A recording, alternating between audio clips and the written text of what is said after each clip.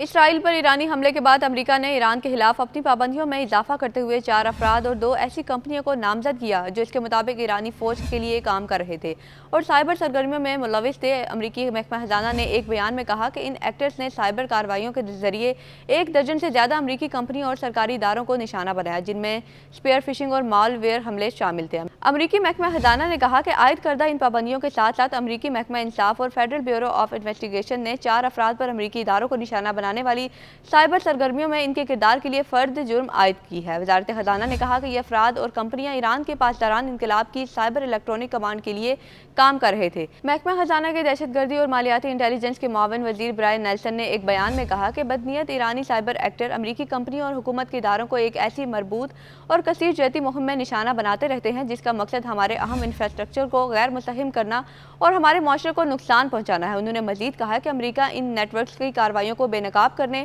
اور ان کو درہم برہم کرنے کے لیے ان ٹولز کا استعمال کرنا جاری رکھے گا جو احتساب کو فروغ دینے کے لیے ہمارے پاس موجود ہیں۔ امریکہ اور اس کے اتحادی کی جانب سے مشرق وسطیٰ میں اسرائیل مخالف پر اکسیز کی حمایت کرنے اور یوکرین میں روس کی جنگ کے لیے فوجی مدد فراہم کرنے پر تہران کے خلاف عائد کی جانے والی تعزیرات میں یہ تازہ پابندیاں ہیں۔ اس مہینے کے شروع میں اسرائیل کے خلاف تہران کے بڑے پیمانے پر حملے کے جواب میں امریکہ اور برطانیہ نے گزشتہ ہفتے ایران کے فوجی ڈرون پروگرام کے خلاف وسیع پیمانے پر پابندیوں کا اعلان کیا تھا۔ یہ حملہ 1 اپریل کو دمشق میں ایرانی قونصل خانے پر کیے گئے اس فضائی حملے کے جواب میں کیا گیا تھا جس کا بڑے پیمانے پر الزام اسرائیل پر لگایا گیا تھا۔ اس حملے میں پاسداران انقلاب کے 7 ارکان ہلاک ہوئے تھے۔ ان پابندیوں کو سامنے لانے کے بعد امریکہ نے تھائی لینڈ میں ایک فرم پر ایرانی پابندیوں کی 450 سے زیادہ ممکنہ خلاف ورزیوں کی وجہ سے $2 کروڑ کا جرمانہ عائد کیا تھا۔ ان خلاف ورزیوں میں ایران کی نیشنل پیٹرولیم کمپنی کے مشترکہ ملکیت والی ایک کمپنی کو تقریباً $300 ملین کے وائر ٹرانسفر شامل تھے۔ رواں ماہ امریکہ نے اسرائیل پر ایران کے حملے کے بعد تہران کی ڈرونز پروڈکشن کو ہدف بناتے ہوئے اس کے خلاف نئی پابندیوں کا اعلان کیا تھا اور امریکی صدر جو بائیڈن نے کہا تھا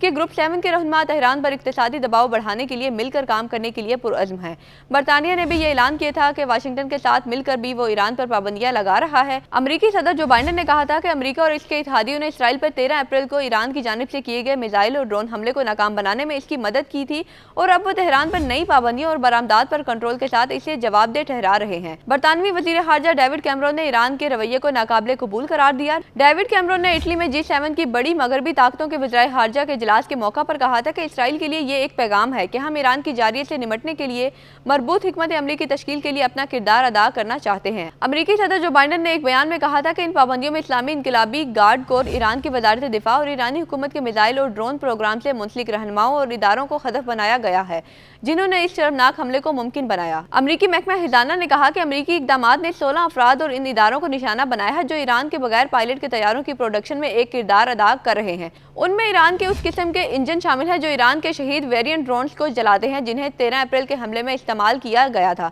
امریکی محکمہ خزانہ نے کہا کہ وہ ان 5 کمپنیوں کو بھی نامزد کر رہا ہے جو ایران کی ایک سب سے بڑی اسٹیل ساز کمپنی خوزستان اسٹیل کمپنی کو اسٹیل کی پروڈکشن کے لیے مواد فراہم کر رہی ہیں۔ ایرانی کار ساز کمپنی بہمن گروپ کے 3 ذیلی اداروں کو بھی ہدف بنایا گیا جن کے بارے میں کہا گیا ہے کہ وہ ایران کے پاسداران انقلاب کی مادی طور پر مدد کرتی تھی۔ ایک الگ اعلان میں امریکی محکمہ تجارت نے کہا کہ وہ کم درجے کی ٹیکنالوجی تک ایران کی رسائی کو مزید محدود کر رہا ہے۔ اس فہرست میں بیرون ملک امریکی ٹیکنالوجی سے بنی اشیاء سمیت ان اشیاء کو شامل کر رہا ہے جن کی ایران کو دوبارہ برآمد کے لیے لائسنس درکار ہوتا ہے۔ برطانیہ نے کہا کہ وہ ایران کے مسلح افواج کے جنرل اسٹاف اور پاسداران انقلاب کو بحریہ سمیت 7 افراد اور 6 اداروں پر پابندی عائد کر رہا ہے۔ برطانوی وزیر اعظم رشی سونک نے کہا کہ ایرانی حکومت کا اسرائیل کے خلاف حملہ ایک لاپرواہی اور خطرناک اشتعال انگیزی تھی۔ انہوں نے مزید کہا کہ برطانیہ نے حملے کی ذمہ داری ایرانی فوج اور فورسز کے سرغنہ پر پابندی عائد کر دی ہے۔ مغرب گزشتہ برسوں میں ایران پر بار پابندیاں عائد کر چکا ہے۔ برطانیہ کا کہنا ہے کہ اس نے اسرائیل کے دیرینہ دشمن پر 400 سے زیادہ مختلف اقتصادی پابندیاں عائد کی ہیں۔